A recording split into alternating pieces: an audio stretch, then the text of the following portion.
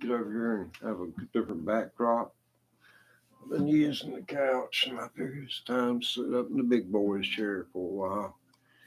But when I'm not sitting up on the couch doing a video, I'm laying back. Honest to God, laying flat on my back. I've been there since 2018. Ain't it a damn shame?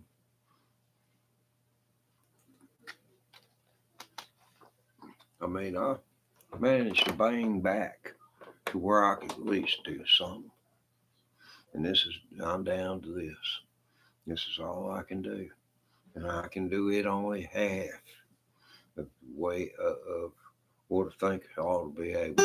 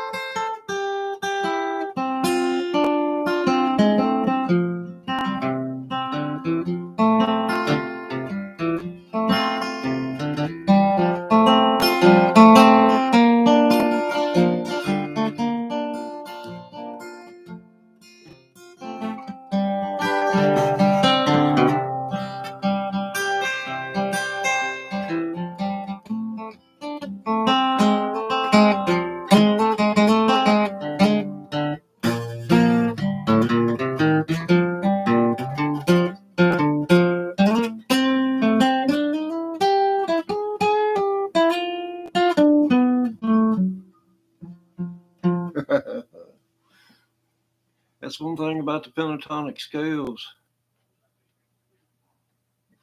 This thing sure can just take you from one place to another. I sure wished I'd learned those things when I was, say, in my teens.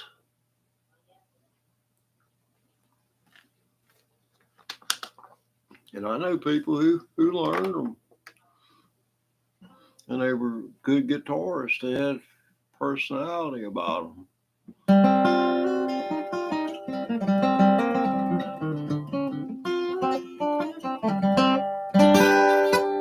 Oh, yeah. Flying out of London up and over the pole in a big airliner. Chickens flying everywhere around the plane. Couldn't feel much finer. Coming in from Los Angeles, bringing in a couple of keys. Oh, don't put your bag if you please, Mr. Customs man. A man with a ticket from Mexico. He couldn't look much stranger. Walking through the hall with his slings and all. Smiling said he was a ranger. Coming into Los Angeles, bringing in a couple of keys. Oh, don't touch your bag if you please, Mr. Customs man. Woman's walking on the blue floor and dripping on the escalator. Flipped out now, don't you know the man? Yeah, the man, he's already made her. Coming in from Los Angeles, bringing in a couple of keys. Oh, don't touch your bag if you please, Mr. Customs man.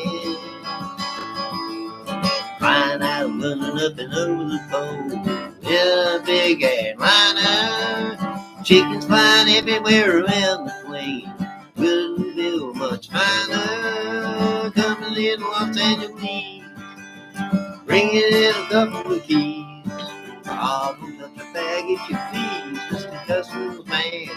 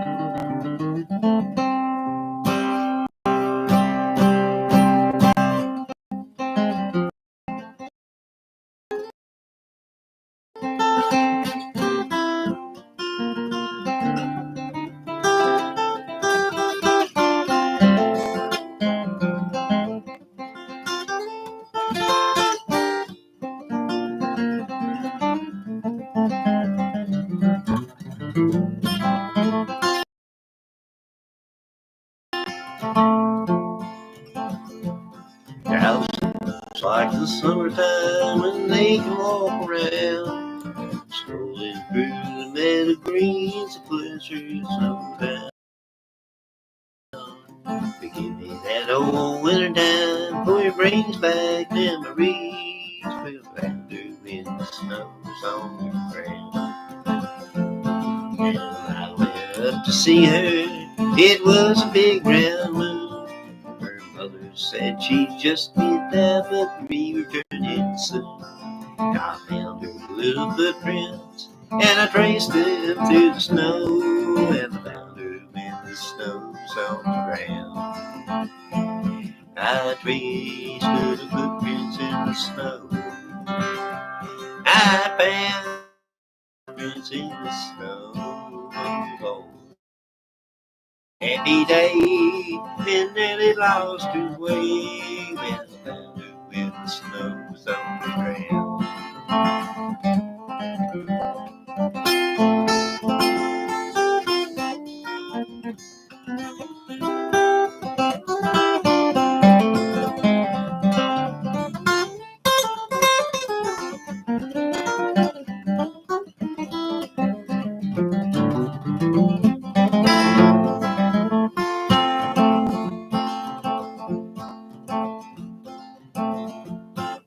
And I've forgotten the rest of it. I've known that song ever since I was a little child. I've heard it. I never really knew it.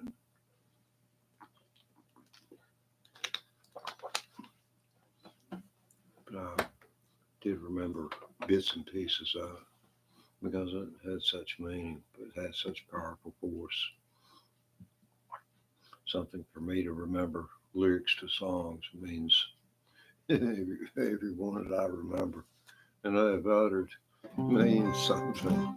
There's something in my life to back it up.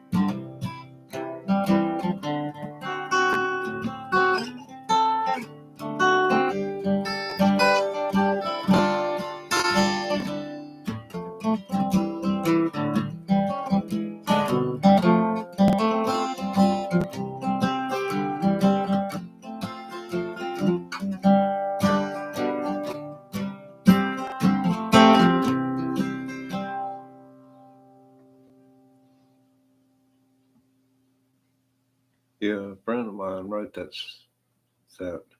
little thing right there.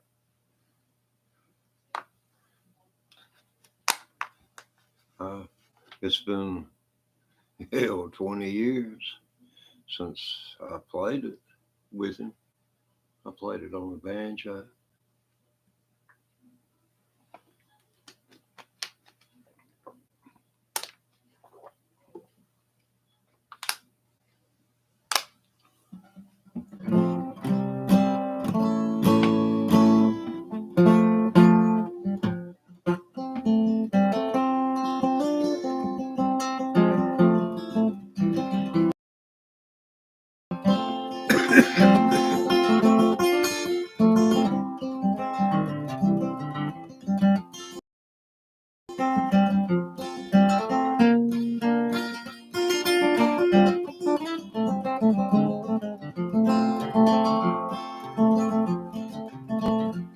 Well, darling, you can't love a woman.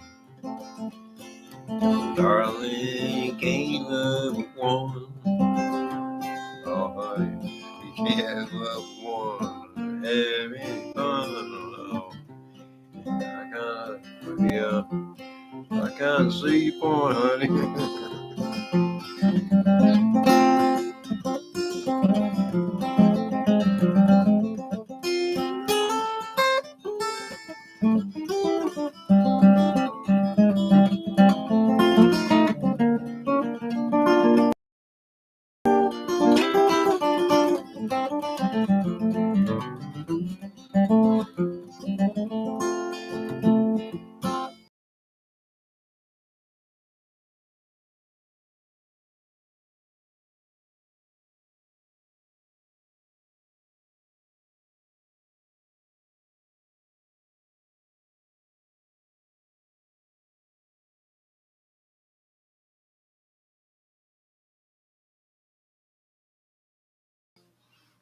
I like John Prines.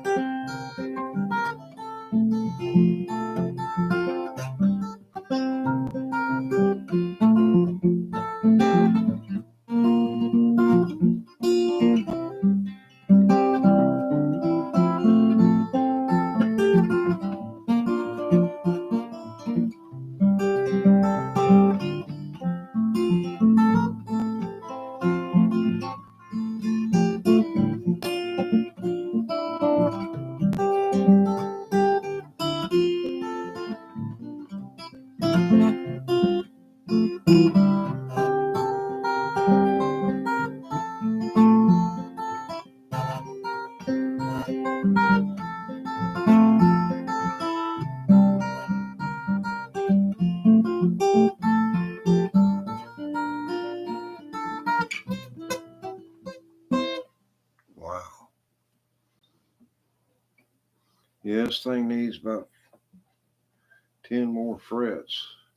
Yeah, you get to trying to play chords like that, and you get to button your hand up. When you butt your hand up against the bottom of the neck, it takes away from your ability to hold the strings down. If you Once you let a person grab hold of you, if they can hit you with their hands like that, but if you pull out before they get a chance to apply pressure, that's the key. You don't ever let anybody get their hands on you. Well, if you're in that bad shape,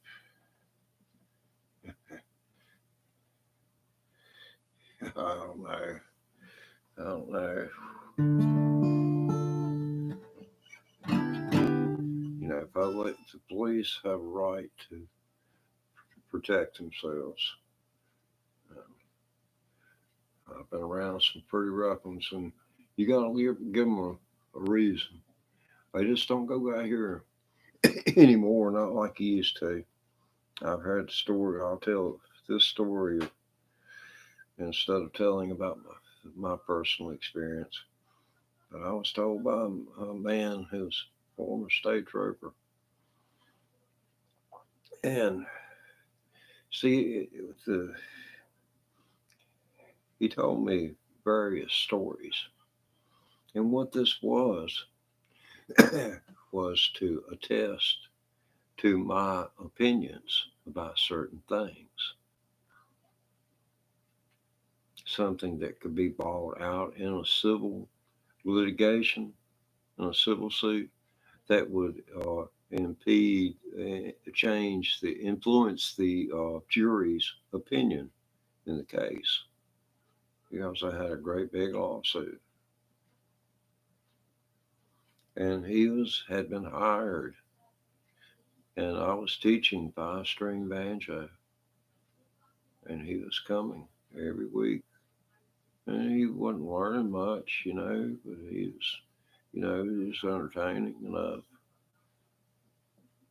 spent quite a bit of time getting to know him. And he came here to the house. I had what was considered to be an illegal cable box. I didn't see where we was getting anything more than what we normally would have, but he saw that. So, I didn't take the case and go to court with it. I settled.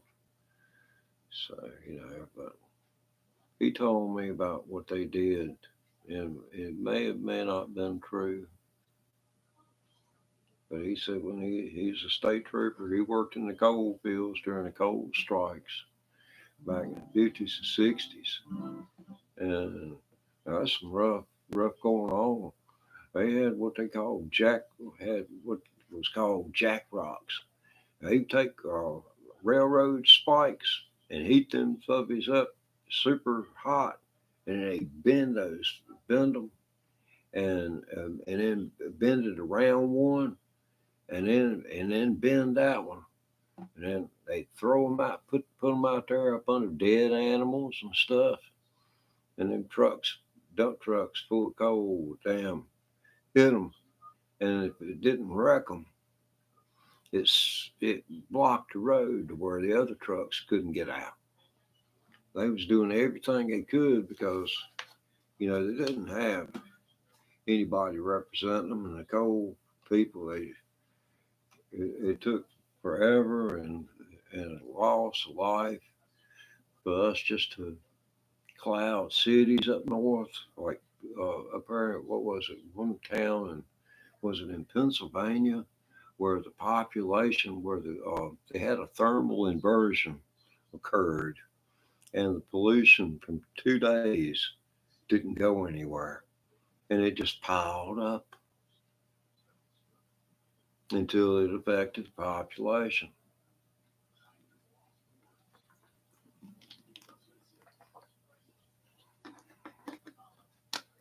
And that is a historical fact. That's not no conspiracy theory. That's a historical fact. Just like Roswell.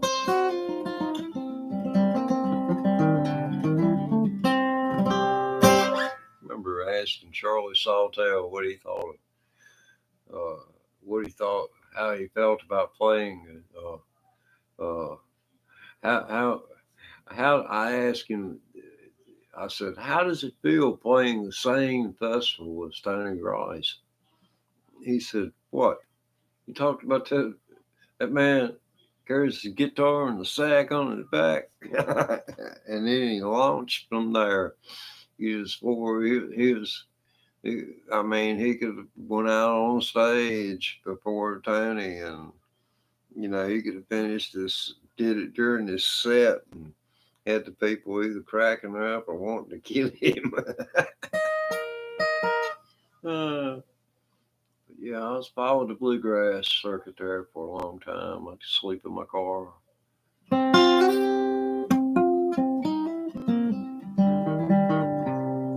And tractor trailer drivers, they don't like you getting up behind them either. I said at one place, I remember I ducked a ticket man every day and ended up, you know, getting in good with his brother. Hell, they would feed me to the scene. I couldn't hardly support myself. They fed me 2 or 3 meals over 4 days. It was real nice. I did a little bit of wood chopping and carrying wood for them. So, it kind of worked out.